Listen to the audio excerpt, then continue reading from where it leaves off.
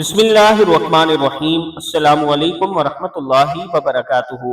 مغرب کے بعد پڑھے اولاد کو کامیاب ہوتا دیکھنا چاہتے ہیں تو ہر روز یہ سورت 7 بار پڑھ لیں۔ انشاءاللہ اولاد کی کامیابی دیکھ کر خود بھی حیران رہ جائیں گے۔ دنیا تمہاری اولاد کی مثالیں دے گی۔ اگر آپ اپنے بچوں کو کامیاب دیکھنا چاہتے ہیں تو سورہ کوثر روزانہ 7 مرتبہ پڑھیں اور ایک تسبیح الحمدللہ رب العالمین، یہ جو سورت ہے پھر سن لیں۔